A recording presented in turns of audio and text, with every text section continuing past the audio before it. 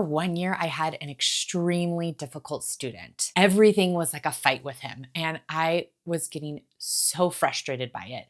And I remember one day, all the kiddos had gone to their centers, and he just straight up laid down on the carpet on my rug and just was like, I'm not doing it. I'm not going to go to my center. I'm not going to do any work. And I remember I was standing there over him and I was like trying to like negotiate with him. And I'm like, okay, my friend, let's just stand up and go to our table and just let's get your name on your paper. And he wasn't doing it. I remember just being so frustrated that I like could not get the student to just follow basic instructions. Today's episode, we're going to be talking about what to do when you just have a really, really challenging student, has a plethora of behavior issues, and you've tried everything under the sun and nothing seems to be working for that kiddo. Okay, so I'm going to teach you my framework for tackling that challenging student behavior, and it's called my HEART framework. This is my 5-step process for turning around that difficult student behavior. I've used it on many other students with challenging behavior. And by the end of this episode, you're going to have strategies in your pocket, an entire framework for you to take and use in your classroom so you can just tackle that difficult student behavior and get it moving in a better, positive direction. So here is the HEART framework, and we're going to start with our H. So H is honest mindset check. So really asking yourself, okay, what is my mindset around this student and how can I change that mindset? So really ask yourself, how do I feel about this student and how can I shift my mindset if I have any like frustrating feelings or negative feelings around this student? A concrete strategy that I did that really, really helped me was I picked 3 good things about that student and I wrote it down every single day. No joke. So I, at the beginning of my day, I always sit down and I do my devotional and I had like a gratitude journal and I decided to focus on that student. And I would think, okay, what are 3 good things about this student? And I challenged myself to pick 3 different things every single day. And I did this for a couple of weeks. And it was really encouraging to see how my mindset started to really shift.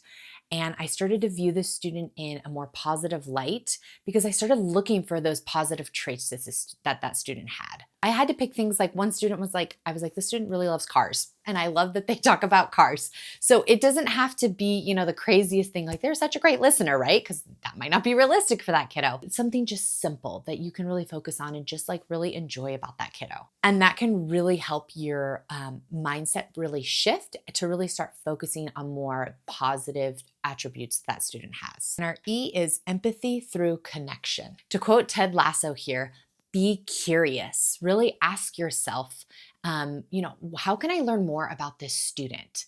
How can I learn more about what's going on at home? Maybe outside stressors they are experiencing, and how can I be curious and get to know them better? Ask yourself this question every day. How can I connect with this student? Start to ask that student get to know you questions like, what's your favorite animal and why? What did you do this weekend? What's your favorite color? Just basic things. And then when you hear that student share with them what your favorite color is, what you did that weekend. So this really does 2 things. The first thing is that it kind of helps you learn more about this student. Maybe you can kind of get more information on maybe what's going on at home, if there's maybe why the behavior is coming up. Sometimes it's things like, maybe they moved or, a new sibling or a baby was born. So there are different things that maybe could be contributing to the student's behavior.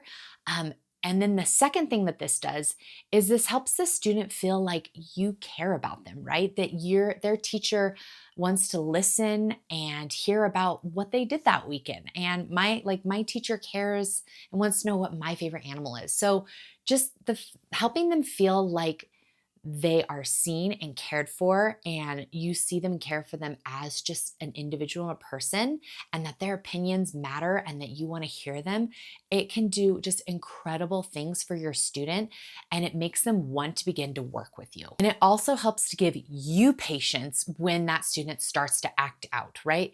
If you know, like, okay, this student's starting to act out again, I'm feeling frustrated, but I remember, oh yeah, they're dealing with all this stuff at home. I need to come into this with more patience and understanding and love and compassion. We're only seeing the tip of the iceberg when it comes to that difficult behavior. There's so much going on below the surface.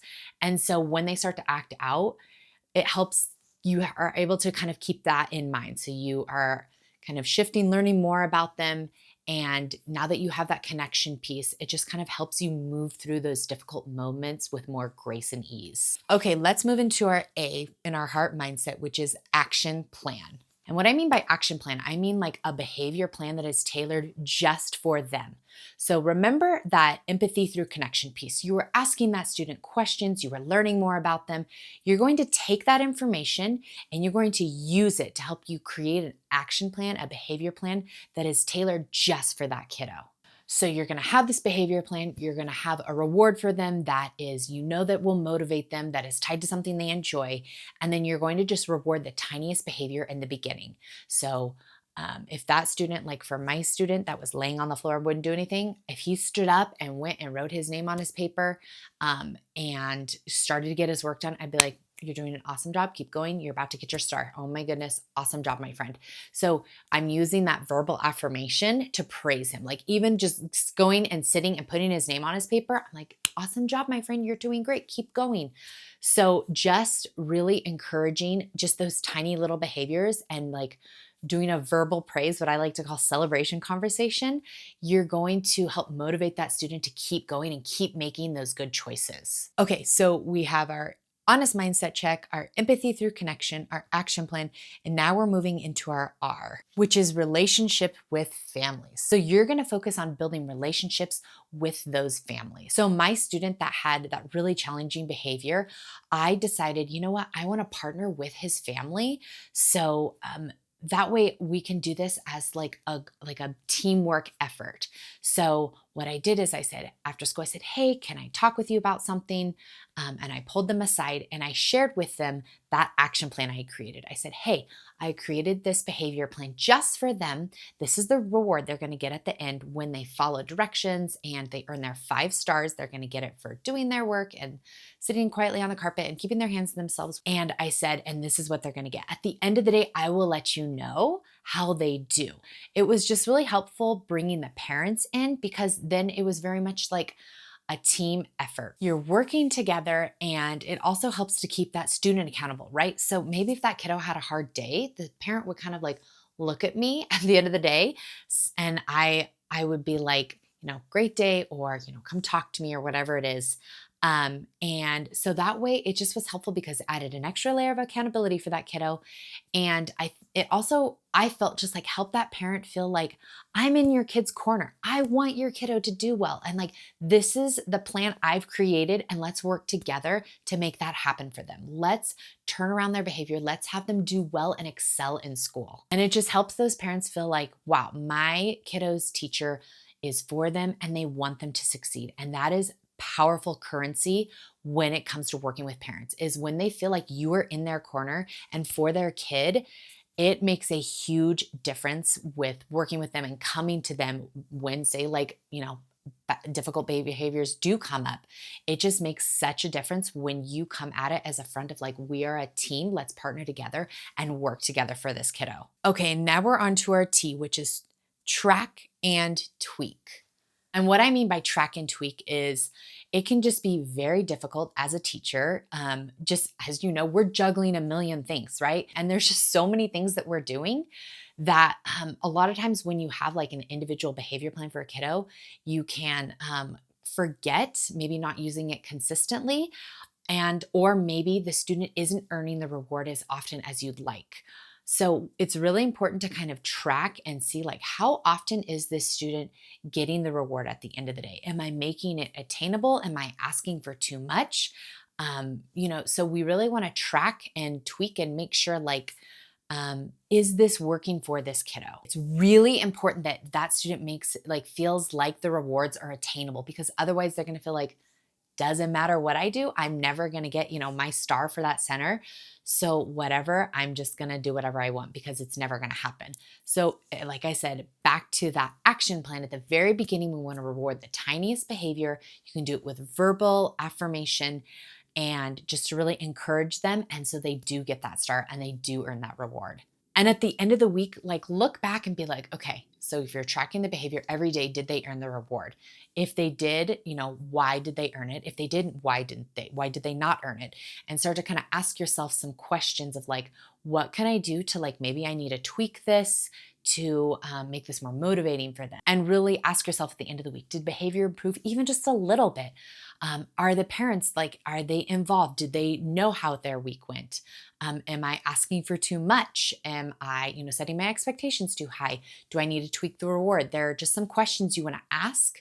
Kind of at the end of every week, really reflect and think like, is this working? If it's not, what can I do to tweak and make it so this student, it's more successful for this kiddo? My favorite thing about this framework is that really once you get it into place and you get it going for these kiddos, I have found, and I found it with this kiddo, that my first student that I really created this framework with, over about, I'd say, a month or two, I was able to actually phase out that action plan. He started doing so well, and it just became like habit. Yeah, I think feeling like giving him that extra motivation. So he just kind of learned, okay, I'm getting up. It's time to get up. It's time to go to table number 1, write my name on paper, and I'm going to get working. It just kind of got him in the almost routine of things. And I found that I was actually able to slowly phase everything out, which was phenomenal. So I didn't have to keep doing this behavior plan, the entire year. I only had to use it really just kind of like think you're going to just like go really hard and like really stick to it at the very beginning. And then you can kind of back off and pull back and really kind of just let all your hard work kind of just go on autopilot. That is the HEART framework, my friend. I hope that you found this episode helpful and useful. Try to take that HEART framework and apply it to your student with challenging behavior and just watch what happens. You will be shocked and amazed. If you found that this episode was helpful for you, be sure to check out my episode on how to work with students when they, how to stay calm when they just absolutely push you to the edge. All right, that wraps up this episode, my friend. Don't forget, you are an amazing teacher and your students are so lucky to have you. I'll see you in the next one. Bye for now.